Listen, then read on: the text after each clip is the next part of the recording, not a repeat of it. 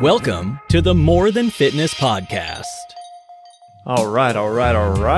As Matthew McConaughey would so notoriously say, welcome everyone to Minisode number 8 on the More Than Fitness podcast. I'm your host, Matt McLeod. I don't know why I felt the need to say that this time, but if it's your first time, welcome here.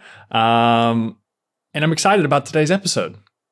I've got a topic that someone asked me about. Let me pull that up real quick. Make sure I have his question in front of me. Again, like I said in the last episode, I want to go back to making this a little bit of a Q&A style type thing to increase my interaction with you guys, say thank you. And again, often the questions and the answers can relate to a lot of people. So that is why I think it will be helpful for more than just the person who asked the question. Okay, let's see. Let's go ahead and get on into it. I believe it was Sean who answered or who asked this question. He said, if you could go back in time and give advice to your 16-year-old self, what would you say? Now, I probably don't have too many 16-year-olds listening to this show. However, I thought it would be beneficial if I could just give advice on what I would give my younger self, because I'll go ahead and jump right into this. Whenever I'm 16, I think my best advice would just to be like, keep having fun, right? You're still a super young kid. I'm still fucking super young, right? 26, I'm feeling good. But yeah, at 16, so yeah, 10 years ago, like you're young, you're free, you don't have any responsibility. You're just getting your license for God's sake. So it's like, yeah, just drive around, get into shenanigans. Don't worry about like, your future too much. So yeah, whenever I'm 16, I don't think that there would be too much that I would have to say to myself then. Just be a kid, enjoy that. But what I think would pertain to a lot of you listening and watching, I think that whenever I would get to the age about 18 or so, that's whenever I would start getting my shit together a little bit more. And that is the skills, or the things that the advice that I would give my 18-year-old self are things that I'm basically still working on to this day. But whenever you're 18, you're starting to get into college, you're starting to think about your future more. And that could be the case with a lot of people here. I know I do have some younger listeners, but then there's also people who are still, even with myself, we're still trying to figure out exactly what we want to do in life, right? We still want to, follow our interests, follow our curiosities, follow things that we're quote unquote passionate about, which I'm going to get into in a second. But yeah, I think we just want to enjoy our day to day. We want to have more freedom. We want to make sure we have financial freedom, but also flexibility with our careers. We want to make sure that we're working with people that we enjoy working with, working on things that we enjoy working on, right? So there's a lot of things to kind of unpack here, but starting at 18, I think there's a few things that I would tell myself, and actually, I'm going to be going through some ideas here that I got from 2 separate books. Okay, the first book is going to be How to Fail at Almost Everything and Still Win Big by Scott Adams, and then the second book is going to be So Good They Can't Ignore You by Cal Newport. It's an amazing book. Again, I have Deep Work right here on my desk. It's also by Cal Newport. Super smart guy. I'm pretty sure he's from like MIT or something. So of course he's from MIT. He's got to be super smart, right? But yeah, he's put out some great books, and So Good They Can't Ignore You is one of my favorites. So yeah, I would highly recommend to pick up both of those books. And I'm just going to quote them throughout this. And they had a lot of great ideas in there. But one of the first ideas that I would tell my younger self is to, instead of, because we're always trying to figure out what we're passionate about and what we enjoy in life, and we're trying to follow that quote unquote genius or whatever you want to call it, right? But whenever you're that young, or even nowadays, there's lots of people who don't know exactly what they're passionate about. They don't know what things really fulfill them, or things that they can find that are going to fulfill them, but also pay the bills, right? Because it's not just about, oh, do what makes you happy, because sometimes what makes you happy isn't going to pay the bills, right? So whenever I'm younger, I would just work on building as many skills as I possibly could. Because especially whenever I don't know exactly what I'm going to do for the rest of my life, I think if you can work on building certain skills, then I think that's only going to increase your odds of success, right? One of the quotes from the book by Scott Adams is that he says, every skill you acquire doubles your odds of success, right? And I think that that's absolutely true. And then in Cal Newport's book, he talks about having career capital. And career capital just means that you have more tools at your disposal and it makes you more useful. And that means that it's going to increase your odds of success. And then also it's going to make you better at your job, and it's going to make you outperform the other people. You're going to be more unique. You're going to stand out. You're just going to be better at what you do than other people, right? And one of the things they talk about in these books is multiplying skills, right? Which I think this is a super important topic that I would talk to my younger self about.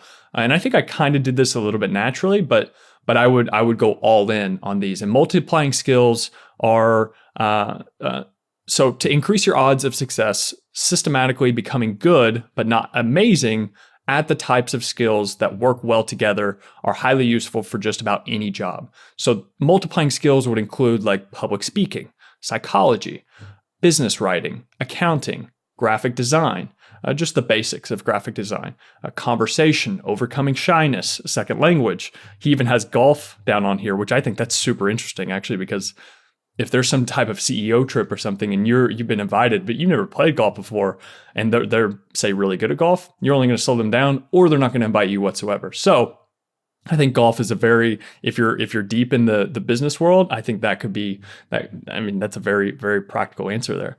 But also proper grammar, persuasion, technology, and proper voice technique. These are just some skills that basically, if you have whatever job you're in, and then say you can speak a second language, if you have two people that's competing for the same job and one can speak a second language, then that other person's probably going to get the job. Or if somebody is really good at speaking and connecting with other people or persuading them, think this could be sales, this could be communications with unhappy customers or something like that. That can be huge. Another one is proper grammar. Learning this at a young age could be probably one of the most important things. Proper grammar and just writing in general. And I say that because I've found that as I've read more, as I became a better writer, it's also made me a better speaker. Because whenever you're writing, it's essentially just articulated thoughts on paper, right? Because you're not just writing down everything that comes into your mind on paper. No, it has to actually make sense, and you have to structure it, and it has to have a storyline to it, or whatever. There has to be some type of point. You have to be concise, right? So learning how to write, I think that's huge. Psychology is another one. Learning emotional intelligence. That's going to be another big one. And these are very hard to learn without having a natural knack for it. But there are plenty of books out there on writing, on emotional intelligence, on persuasion, on proper grammar, etc. So all of these things I think are absolutely useful to learn.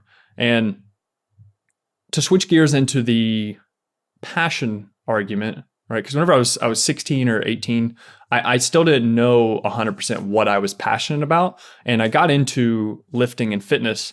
I actually got into it to outperform other kids on the football team. I was a little bit smaller, and people who follow me for a while definitely have heard this story multiple times, so I'll keep it quick. But I was basically trying to get bigger, stronger, and faster for high school football.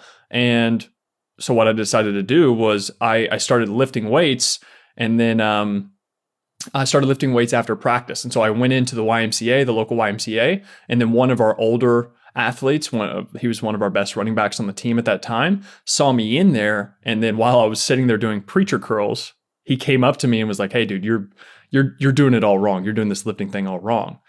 And to me, as a kid, I was like, what do you mean I'm doing it wrong? Like, I didn't even know what that meant. I was like, dude, I'm just lifting weights. Like, I'm trying to get bigger. That's what I'm doing. He's like, no. There's a certain way that you need to do things to get bigger, stronger, and faster, basically. So he kind of took me in under his wing. And then I started to work hard with them. I had this group around me. I had this team around me at the gym. So there's probably like 3 or 4 of us guys who would go in after practice and go in and lift. And I was the youngest one, but I realized I started to get bigger. I started to get stronger. I started to get faster, right? All of these things. And then also to a high school kid, gaining respect from other people, working out. I mean, just people know that your work, they recognize your work ethic. And then also you're getting more muscular, you're getting stronger. People are going to take notice. And I loved that, right?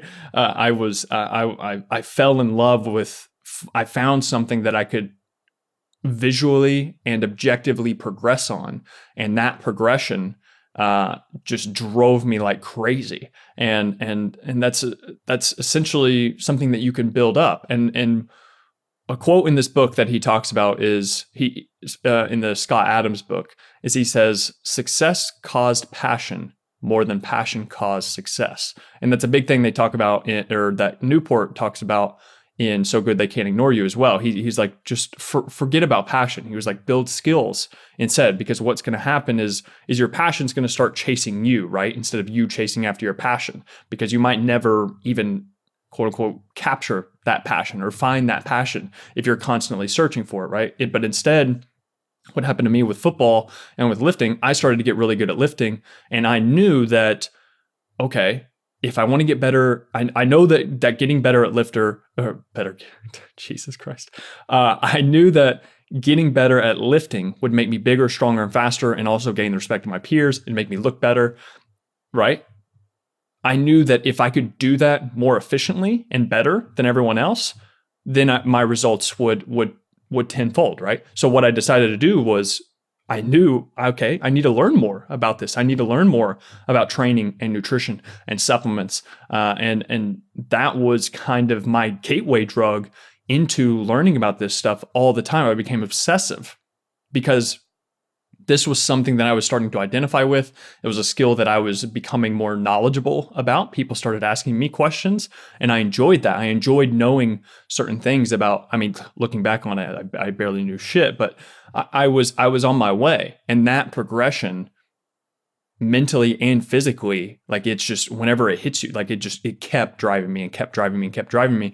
And I think that natural curiosity is something that I would also tell my younger self to follow. And even any of you listening, and I'm still doing that to this day, right? I'm still trying to follow my curiosity, because whenever things naturally interest you, that there's something there that you need to explore more deeply. So that's whenever I got my gateway into fitness, and that obsessive learning about training and nutrition and everything else, just becoming better at all that and getting better results.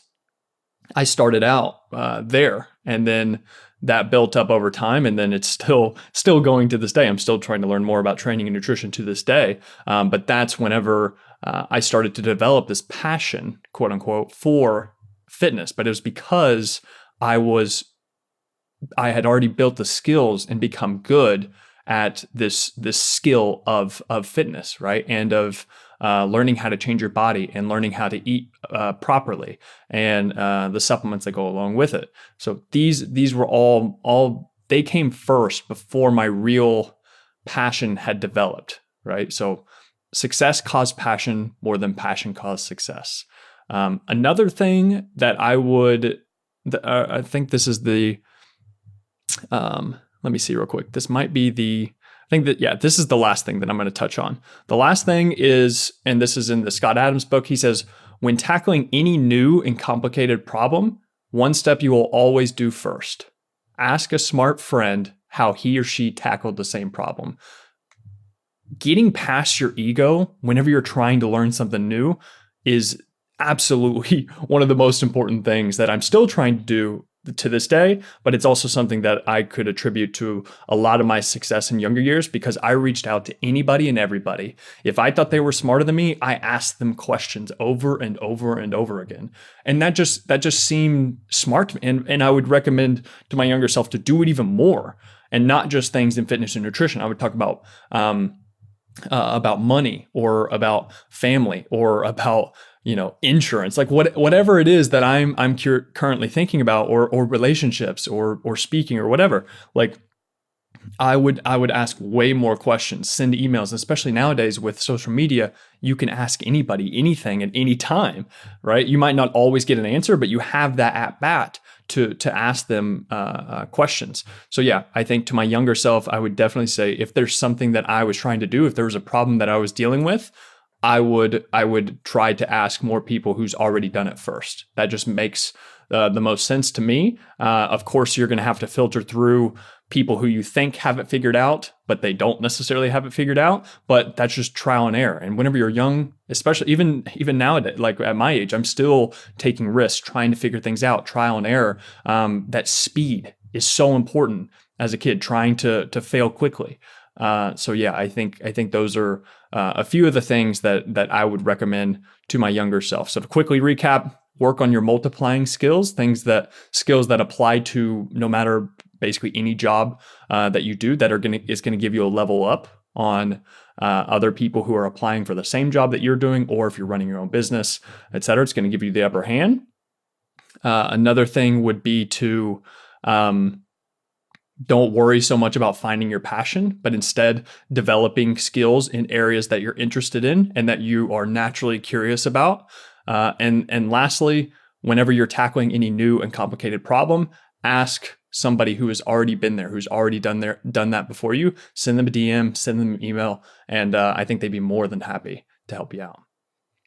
All right, that's it for Minisode number 8 on the More Than Fitness podcast. Oh, and thank you, Sean, so much for your question. I really, really appreciate it. Okay, I'm out.